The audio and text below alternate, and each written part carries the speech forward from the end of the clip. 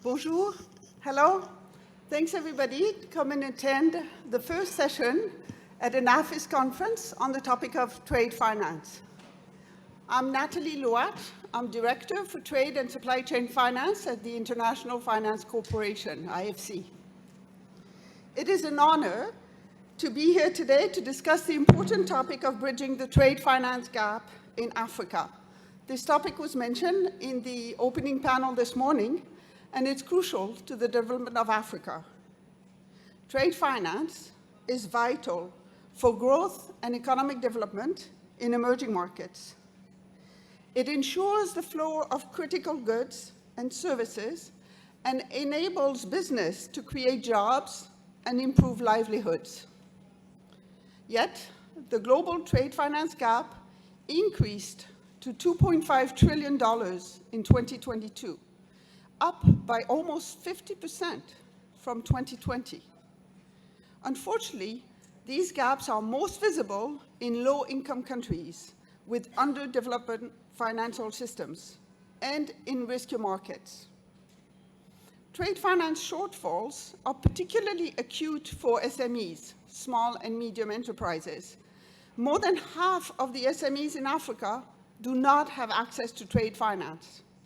And for women-owned SMEs, that number is estimated to increase to approximately 70%.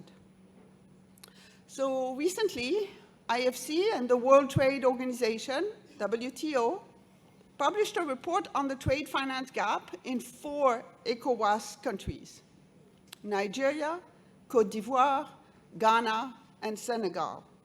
The study shows that the trade finance gap is around 14 billion annually for these 4 economies combined. So it's quite significant. And it was estimated that increasing the availability of trade finance could boost merchandise exports and imports in these countries by 8%. That represents nearly $13 billion of annual trade. So the question we're here to discuss is, how do we narrow this trade finance gap? How do we ensure that more flows can be financed for Africa?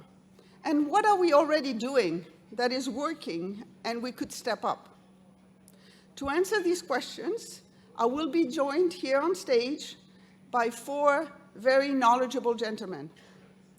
I will give a warm welcome to President Benedict Oramah, President of Afreximbank, a well-known to many of you, and he's been in the position since 2015. President Oramah, thank you.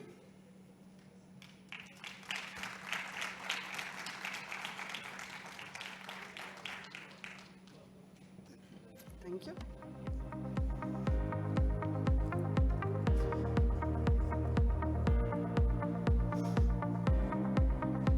I will also welcome Mr. Admassu Tadesse, Group President and Managing Director of TDB Group.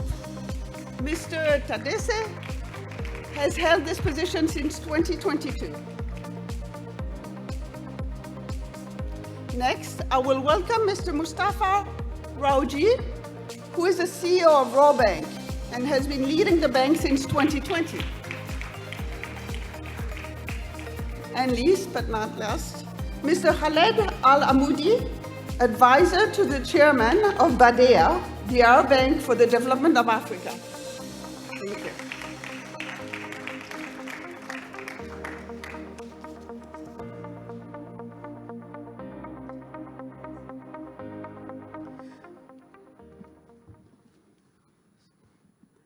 Thank you very much for agreeing to be on this panel to discuss trade finance for Africa. We know that many of you have initiatives to support trade, and it would be very important for us to hear from you how the DFIs can do more to support trade finance in Africa. What are you already doing? What do you think we should be doing more of?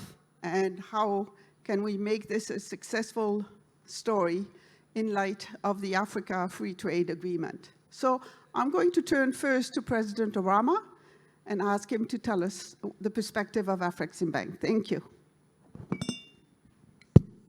No, thank you very much. Let me first thank the Group Jeune Afrique for inviting us to this conference, which is increasingly becoming a platform for bankers and the wider financial ecosystem of Africa to share ideas and experiences. Our business is trade finance. That is bread and butter.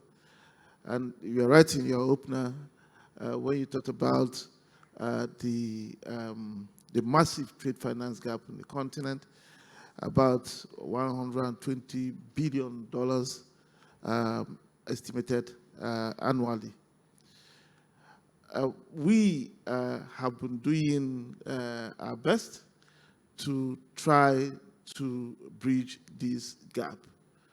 And we're doing that in a collaborative way, knowing that no one institution can solve the problem of that magnitude. We introduced just a few years ago, about 5 years ago, an Africa Trade Facilitation Program. Our goal was to deal with the particular issues countries were facing. There were particular countries on the continent that couldn't even open letters of credit. They couldn't even make payments.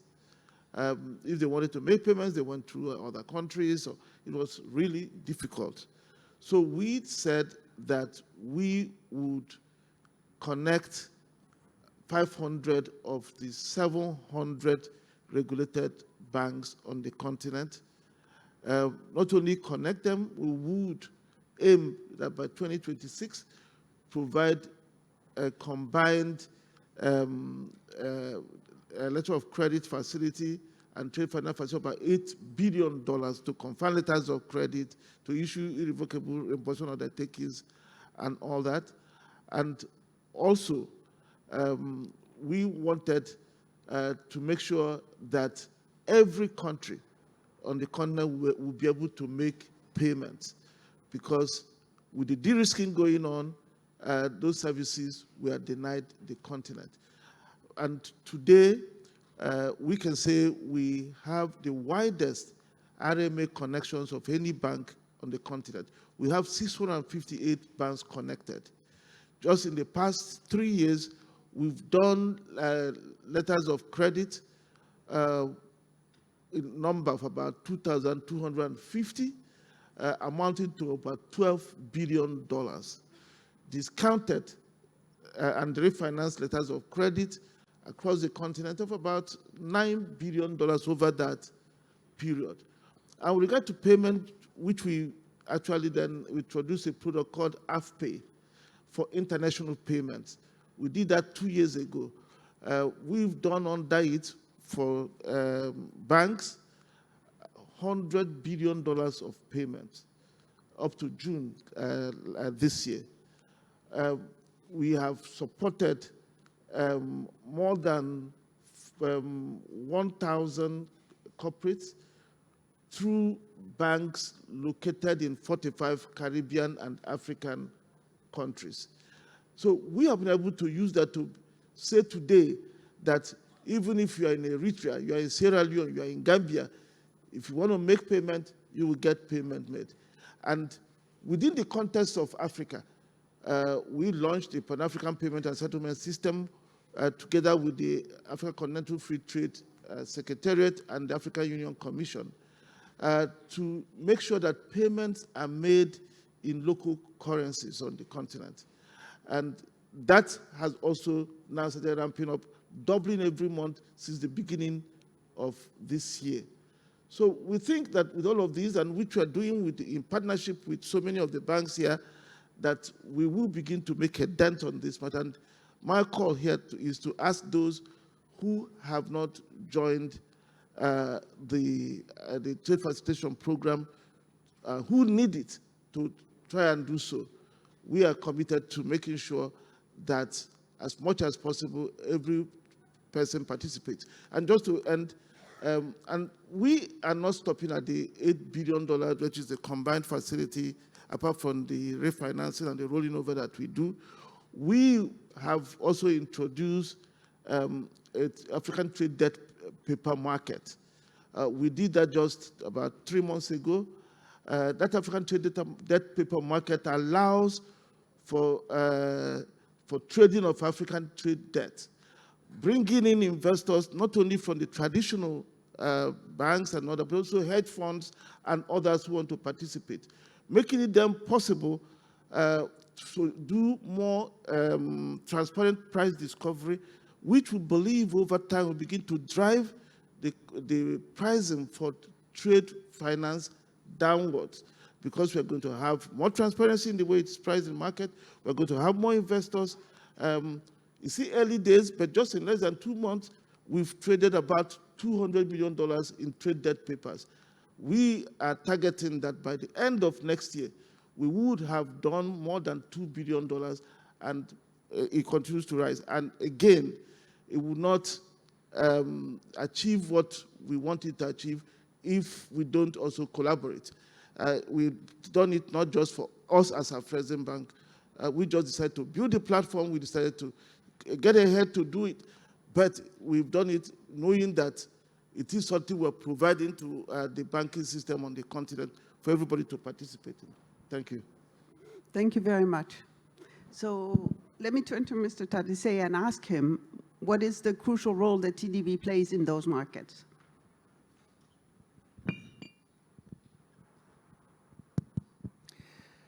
Thank you very much for the question. Greetings to everybody, delighted to be here.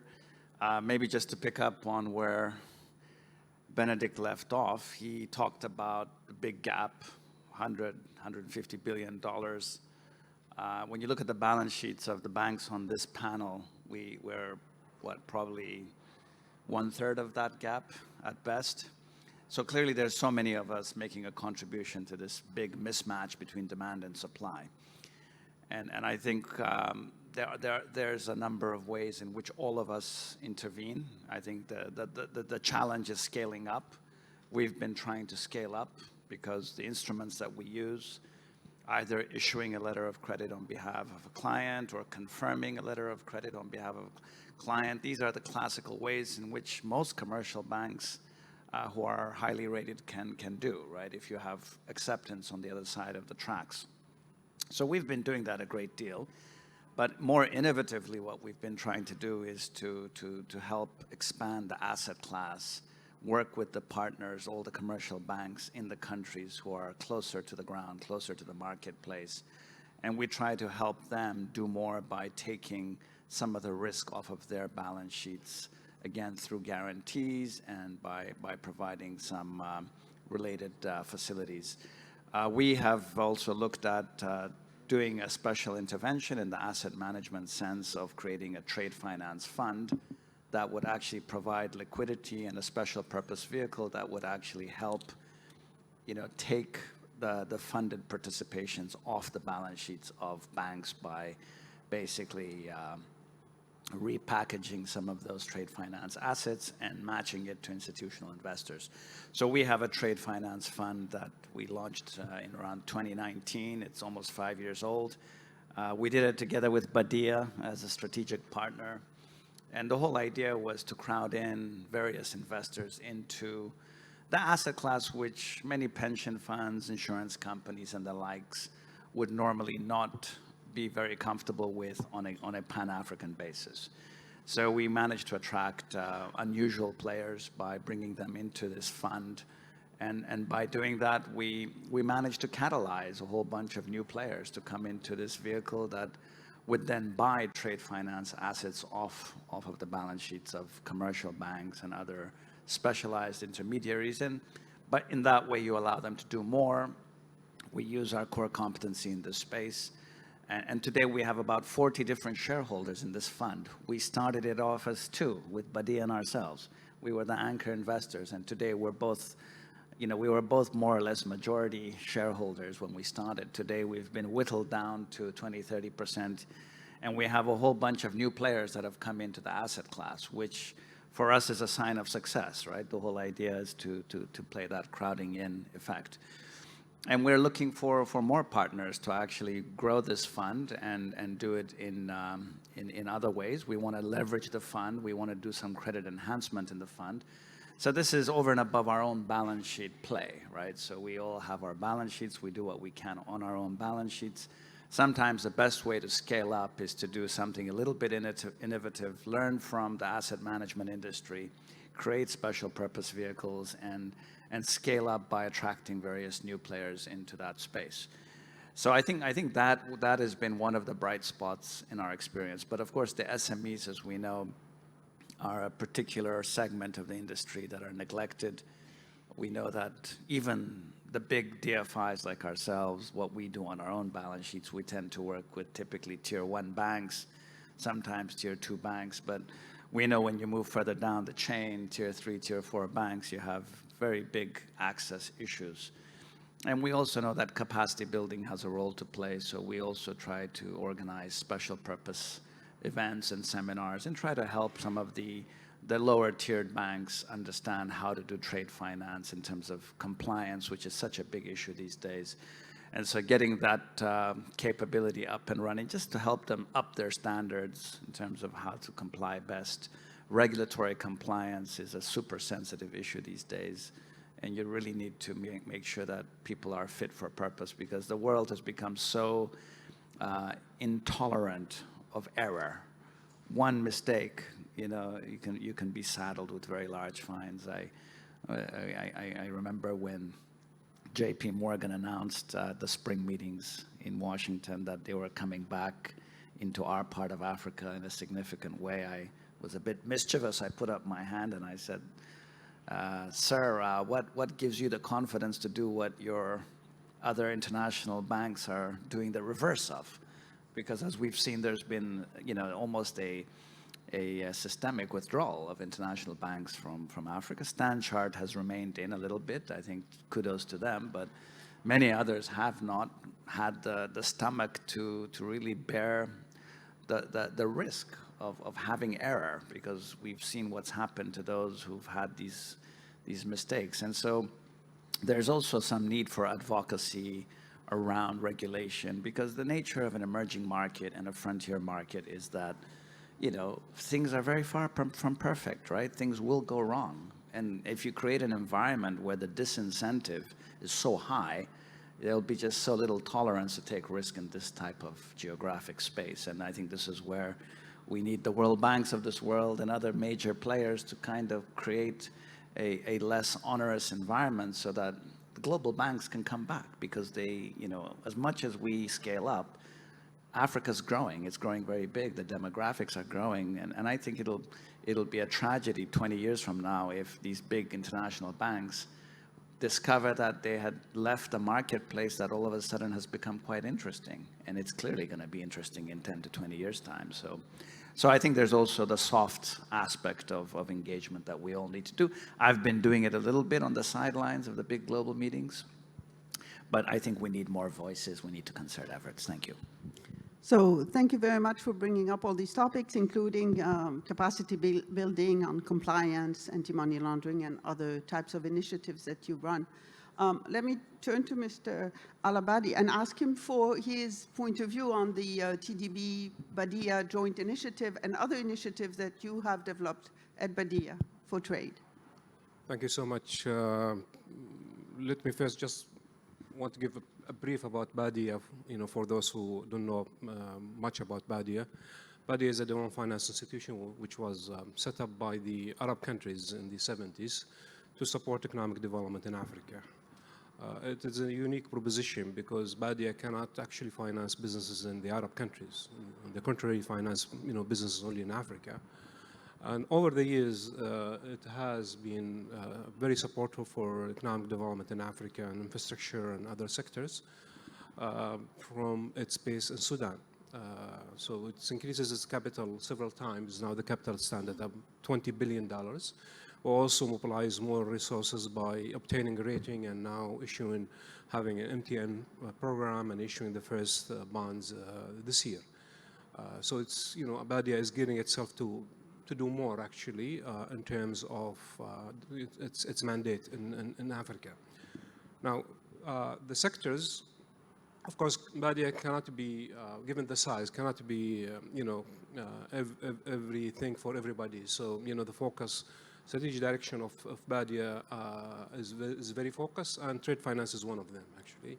So, being active in trade finance, supporting banking systems, we, participate in several syndication for banks to provide funding, but also, doing line of finance to banks and participating in deals. And of course, the private fund that was set up by TDB is actually one good example of working together as DFIs to mobilize more resources, but also from the private market. And I think it was really a success. And the hope now is that with BADEA new location in Saudi Arabia, this fund will grow even bigger.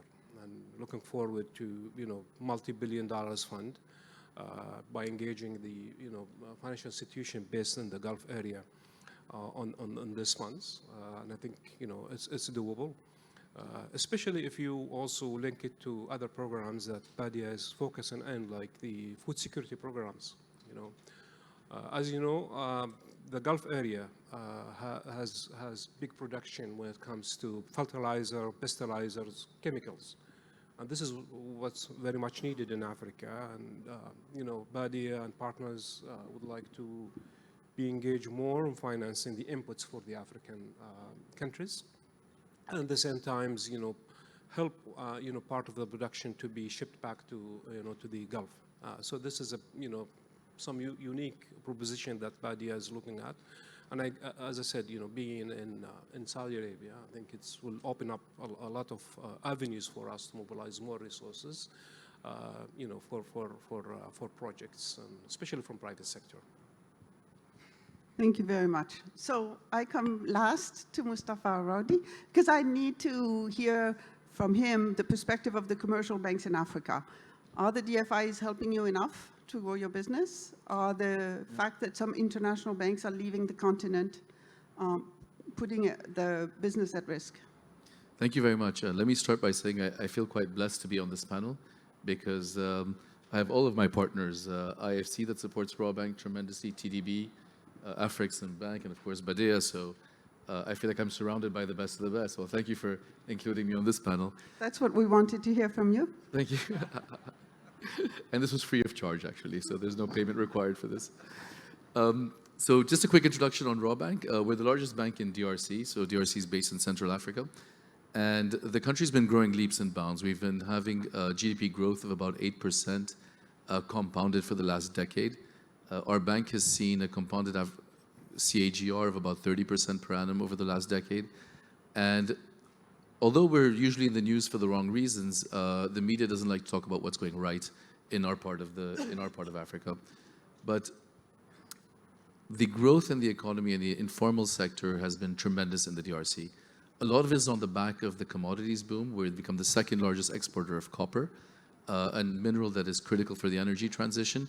And on the back of the large mining projects, you have lots of SMEs that are being developed, and that carries the economy forward into consumer goods, telecoms, food items, and all the rest of it. So it's a fantastic growth story. We still have a lot of positive things happening in front of us. Coming back into the purpose of this panel and the trade finance gap, I don't know how many of you have actually worked with letters of credit in its traditional sense. In 2024, I started my career 20 years ago on the back of an LC desk. And if for any of you who've suffered going through letters of credits and understanding the conditions of that, one kind of needs to be a rocket scientist to get it right. And what happens actually, and if you look at the African context, global trade is becoming more informal and more SMEs, micro SMEs or small SMEs are able to get on a plane, catch an Ethiopian Airlines flight, land in Guangzhou, load up a container and ship those goods back to Kinshasa. I have tried with my colleagues walking the streets of Kinshasa, showing up at an importer of automotive spare parts, and asking him to open up an LC through Rawbank. And if you try to explain that process to him, he's very quickly going to say, this is going to be too difficult. Let me just get on my plane, I pay my supplier cash, and I get my containers in. So global trade, as our world is becoming smaller, global trade is becoming unstructured, and LCs are fine for sub-corporates, they're great for commodity importers, They're great for energy importers or mining exports. But when you look at general consumer goods and more SMEs participating in international trade, trade finance products as such become harder to sell. So we feel that that might be one of the reasons that we think that the traditional forms of trade finance might be decreasing globally. That's a trend that we're seeing in DRC, but we're trying to replace that with basically overdraft facilities or short-term working capital facilities that allow the customer to be able to import his goods from another country, go through the shipping process and the sales cycle within the country. Also, what slows down trade finance growth, as more SMEs participate in this sector, commercial banks need to be far more aggressive in SME financing. We as banks have become too used to being relatively complacent with large corporates. That business was considered easy business. But as the markets are shifting, banks need to adapt their business models to cater to the SMEs in a more comprehensive manner. And that is kind of difficult for banks to transition into. We talked about, Admassu talked about, provisioning requirements from central banks have become much tougher. Regulatory environments have become a lot more stricter. So the possibility to finance SMEs is becoming increasingly difficult. What compounds this problem is when you see African central banks sort of copy-pasting regulations in Europe and wanting them to apply to our context in Africa, which is entirely different from the realities of an SME in France or in Switzerland or in Germany, has nothing to do with an SME that's operating in Nigeria, in Lagos or Kinshasa. So all of these factors coming together really create a defensive positioning for commercial banks to address the SME sector. This is where DFIs become critical to help us de-risk that trade. Look, I feel we're getting tremendous support from DFIs. I think that's not where the gap is. I think the gap is the commercial banks becoming far more attuned to SME financing and adapting their lending models to catering to this business. So at Rawbank, we've got the SME 20,000 program, and our program is to finance 20,000 SMEs in the next 3 years. And that's going to be across the country, so the eastern part, southern and western part of DRC. It's a very aggressive program, but we're totally committed to rolling it out. And we hope that SMEs will represent at least 30 to 40% of our credit portfolio in the next 3 years. We're thankful to the support of DFIs. They generally are very supportive. Afreximbank gave us a trade finance guarantee line of $100 million. We've gotten funding from BADEA as well for the SME program and IFC. So we don't see any gaps on the DFIs. I think what we as banks need to do is be far more aggressive to address the SME market, adapt our lending models and adapt our recovery models to cater to this segment. Thank you. Thank you very much. So one of the topics that we look at at priority at IFC is the topic of intra-Africa trade. So we don't finance just, exports to Europe or imports from Asia into Africa. We are really trying to look at how intra-Africa trade can be financed more easily. President Oramah, may I ask you what you're already doing on this topic and what do you think we could do better? Thank you very much. Intra-African trade is the arrowhead of our strategy. In our strategy we have 4 pillars, but of all the pillars, the lead is intra-African trade promotion and AFCFTA implementation. And the support we give is comprehensive because the problems of intra-African trade cannot be solved by just tackling one issue. You have the issue of financing, you have the issue of payment, you have the issue of standards, you have the issue of transit, you have the issue of trade information. And unless you deal with all of this, you are not going to be able to do anything. For the trade to occur, we had to deal with the trade information aspect. People say that infrastructure is the main constraint to intra-African trade. We say infrastructure is a constraint to total African trade. The reality today is that available infrastructure is able to carry more than $1 trillion of trade. The question is, why is the intra-African trade share of that $1 trillion only $150 billion? It's because a business person in Cote d'Ivoire does not know what is going on in Ghana, for example. So trade information critical, And it was one of the priorities of the founders of the Organization of African Unity when they had their first meeting in 1963. So we launched two key approaches. The Intra-African Trade Fair, which we organize in partnership with many of the institutions here. Our collaborating partners are the AU and the AFCFTA Secretariat. We do it once every 2 years. We've done 3. We're going to do the 4th one in Algiers next September, to which all of you are invited. But that is the largest trade exhibition on the continent, attracting over 30,000 visitors, about 2,000 exhibitors, and deals that are done there, whatever it is held, exceed $40 billion. But that is one aspect of what we do to make sure people know what is going on around the continent.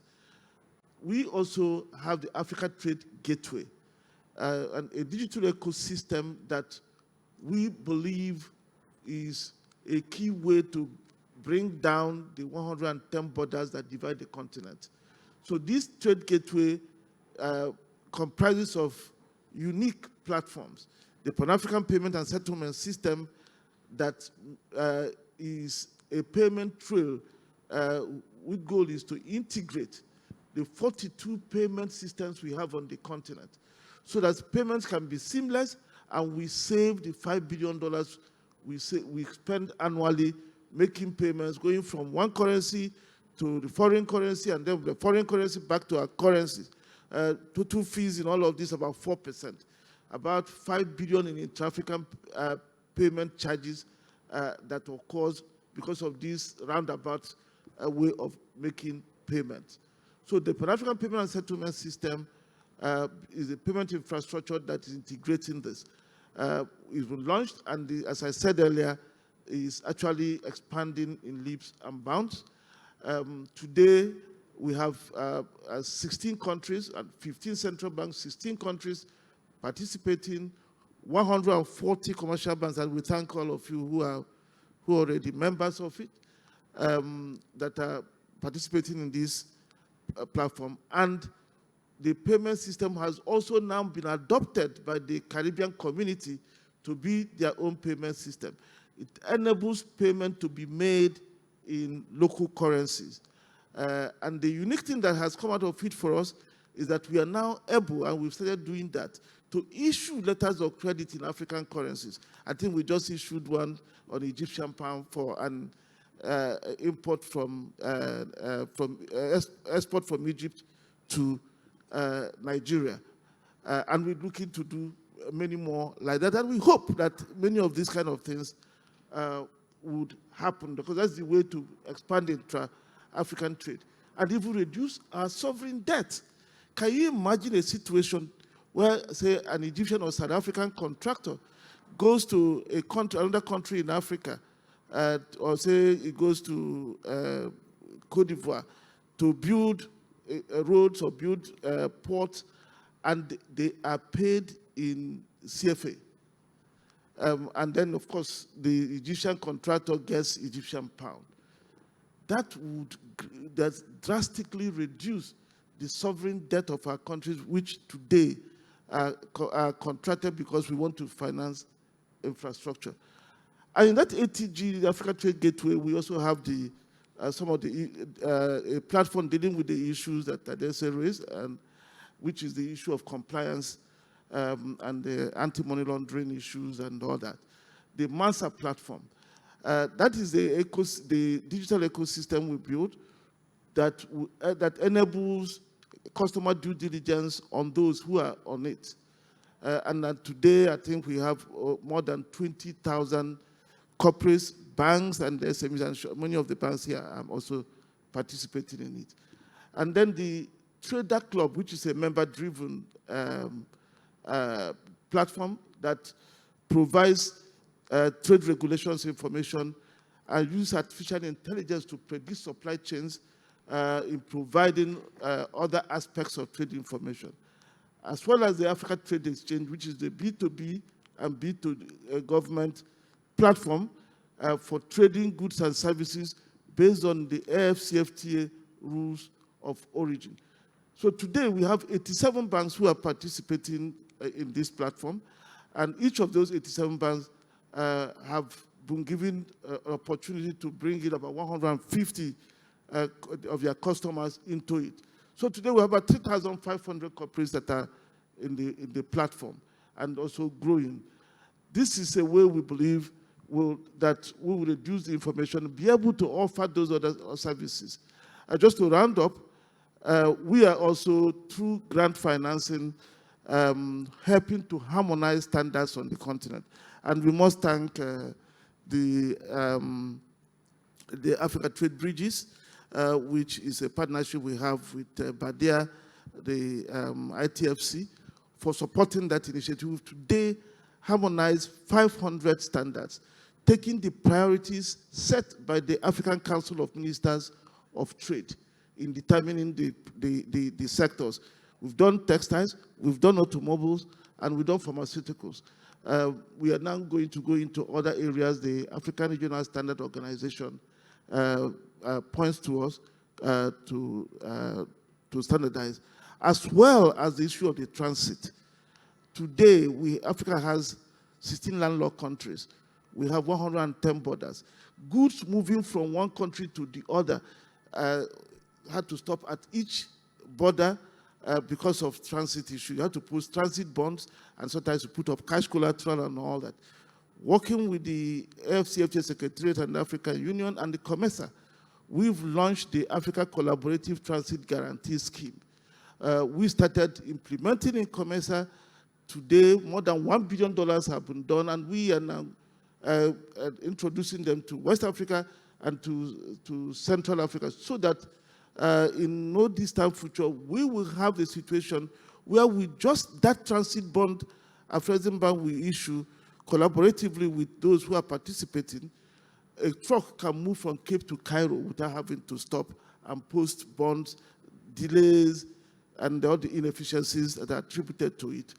We believe with that and the financing we do to trade, to African trade, we've done more than $20 billion in the past 5 years, which we are aiming to double by 2026 to $40 billion financing into African trade. That we are making a big dent. And again, we thank all the partners who have been able to join us in this, because as I said earlier, none of this could be done alone. What we are doing is just going ahead, making the investments that you expect an institution like us to make, and then inviting others to come along. Thank you very much. So thank you. It's nice to hear about all these different initiatives of Afreximbank. May I ask Mr. Tadesse to comment on how TDB manages the intra-Africa trade in light of complex regulations, challenging infrastructure, physical infrastructure? How is TDB working around these issues? Yeah, indeed, and I think a lot has been said about the complexity of getting intra-Africa trade to move, because the truth of the matter is it's not just about financial instruments. There's a lot of structural issues there related to economic diversification and the efficient movement of goods cross borders. So different players are making different contributions. We all know infrastructure is a big part of the challenge, but so is industrialization. Agro-industry is one area that we've been looking at very closely. We're throwing our weight behind various projects that are bankable, that are feasible. We also have new facilities, project preparation facilities, to help projects actually get developed and get to the stage where various parties can come in and co-finance. So there is an upstream problem, not just in terms of the actual trade financing side of things, but the underlying structural issues, and the gaps are massive. I mean, we've talked about the trade finance gap, but the numbers on industrialization, on agriculture, on industry is just much bigger numbers. So we all have a lot to do. We all have to contribute to different segments of the problems. And I think for us, wherever we find opportunities to move the needle on intra-Africa trade, where there's a feasible and meaningful trade to be had, we give it top priority. We throw our weight behind it, but we also like to be a little bit honest and say that Africa's not yet ready. to fully trade with itself. It's going to take time before all of these other initiatives get implemented. And in the meantime, you have to be open for business and to help Africa trade with the rest of the world. And that's why, you know, the bigger conversation around just making sure that, you know, customers can work with the banks in their own countries, and then we come in as DFIs to help capacitate those commercial banks to do their core business, right? So the problem is ratings, the problem is dollar liquidity, the problem is having, you know, the right connectivity with banks in other parts of the world, and that's where we come in. But I like to be a bit honest about the reality being, you know, in the final analysis, when a country gets to a certain level of maturity, like Morocco is quite mature, you have first-class banks here, you know, and they may need you more on the other side than on this side, right? And so Morocco, actually, we work with quite a few Moroccan companies and help them successfully export to East Africa and Southern Africa. And they know us quite well, and we make it very seamless for them.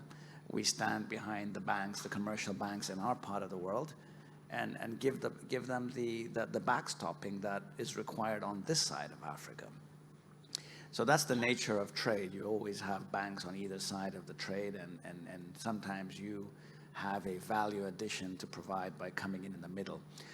We will ramp up our asset management space to do more, to just scale up. I think there's just a very basic scaling up to be done. Thank you. Mr. AL-ABOODI, you were talking earlier about the international banks withdrawing from Africa, and also the raising interest and its impact on trade. What is BADEA doing more specifically to facilitate Africa trade? Well, we are doing a lot in terms of line of finance to several institutions, including regional banks. But I think one of the area of focus right now is also for the Pan-African financial groups, because they exist in several countries, and I think by providing line of finance to them, they can actually help through their subsidiaries in various countries support the intra-trade. But clearly, I think at the end of the day, I think it's not just about financing the inputs or financing the raw materials. This is about also processing, and that's what I think Africa needs. More of value added to the production in Africa, especially in the agribusiness side. We'd like to see more of that, and this is where I think through the private sector arm of BADEA, which was set up a few years ago, that we hope to be able to do more. Also to support other initiatives. I don't know if, last week it was announced that GPS from Brazil is actually investing in Nigeria. They announced $2.5 billion investment in Nigeria for the poultry and meat, red meat business.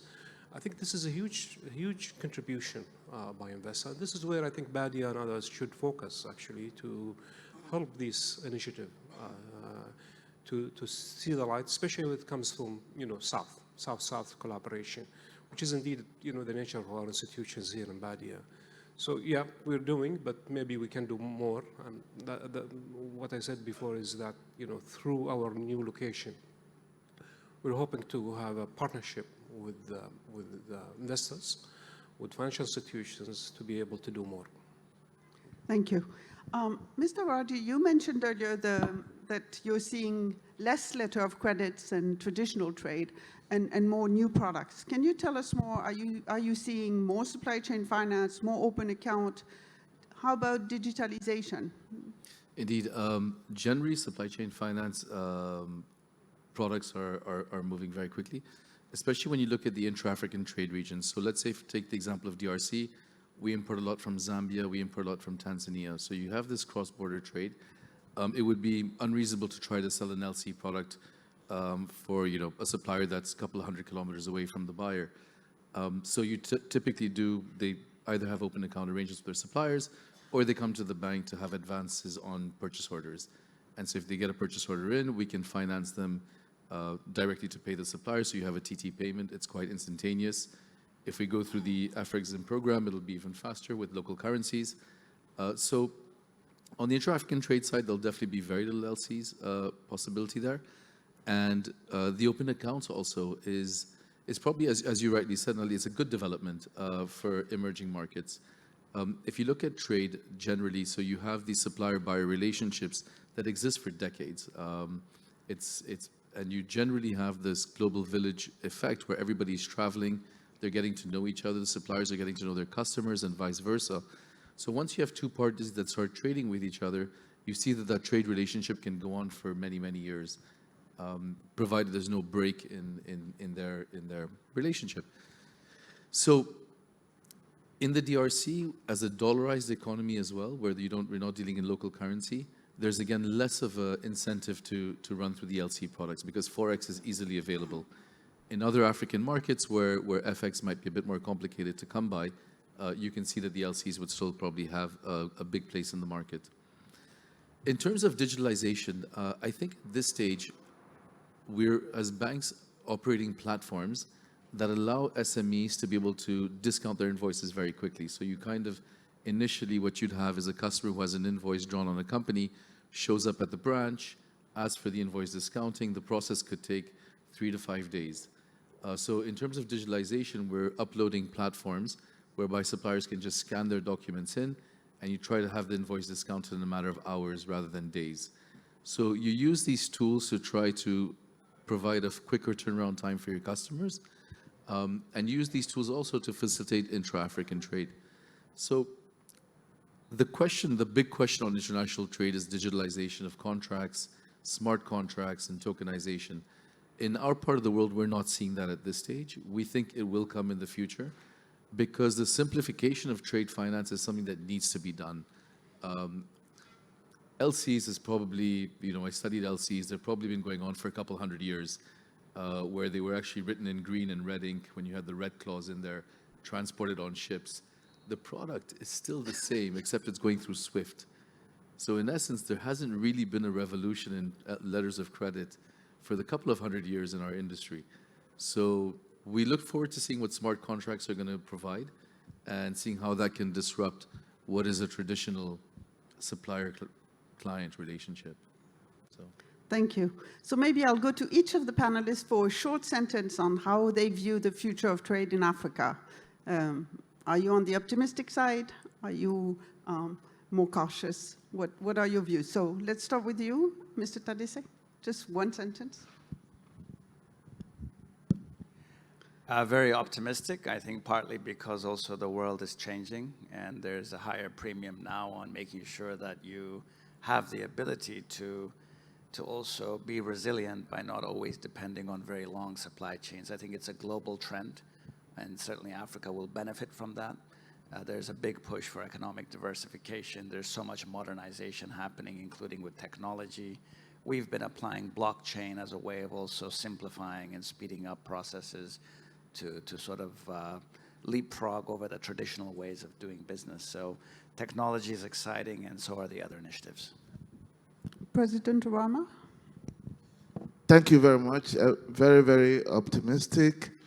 In a world of disrupted supply chains, I believe that trade will lead Africa's development in the years ahead, and the African Continental Free Trade Agreement will underpin that. Because with that, we are likely then to begin to move away from the commodity dependence to more value add. We will find a situation where we are able to build regional supply chains that would more efficiently utilize the abundance of resources we have on our continent, utilize the abundance of the people we have, the youngest population, the market of the future. So trade is going to drive the development, and so I see, I view it with all the optimism. Thank you very much. Thank you. Mustafa? Like President Oramah, extremely optimistic. I think the question in Africa of rising incomes, the development of the middle class, it's happening, and for decades to come, that's going to continue. And as long as that's happening, demand for goods and services will increase, and that'll have a positive effect on trade. At the same time, what's inevitable is that we, in Africa, that we continue to grow into the value chain of the commodities that we produce. And you're seeing more and more examples of mega projects coming in Africa, Dangote's refinery in Nigeria, and those are the large-scale projects. Then you also have finished good plants for agricultural commodities. They're being packaged, they're being exported. So the question of rising incomes in Africa is, for me, inevitable. I've been witnessing it for the last 2 decades, and I think it's going to continue for the next couple of decades. But one thing I think when we talk about Africa, we need to change our language, because every time we come, we talk about gaps.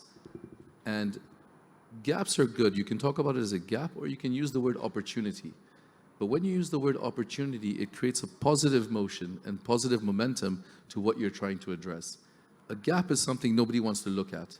It's a shady area that has cobwebs, right? An opportunity is where you want to shine the light and you want to exploit it and you want to make a profit on that trade. And as a bank in the DRC, we've been addressing an opportunity, not a gap. And that's been the engine of growth for our institution and will continue to be our growth for the next decades to come. Thank you. Mr. AL-ABOODI, final word. I'm also sharing the view that very optimistic about the future of Africa, simply because of the infrastructure drive now happening in Africa. But I think the challenge is how to keep doing business simple. I think this is a very, very important question that to be answered, especially when Mustafa was saying regulation was, cut and paste from other regions. I think this is important to see how we can adapt and, help the raising, especially in the SME sector in Africa. So yes, optimistic, but we need to do more of fixing, doing business environment. Thank you. Thank you. Thank you to our panelists. Let me turn to the audience and ask if there's any questions for the panelists.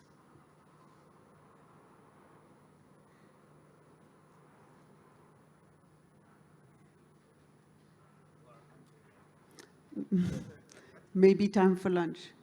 But very good. So let me then thank Jeune Afrique for putting trade on the agenda. Thank you to our panel to clearly identify that we're not talking only about a gap, but also about opportunities. We're all very supportive of developing trade finance in Africa, and we really want to thank our esteemed panelists for sharing so generously their views on the market. And also, I want to thank the audience and who has been listening and joining us in this discussion. Thanks again. Thanks, everybody.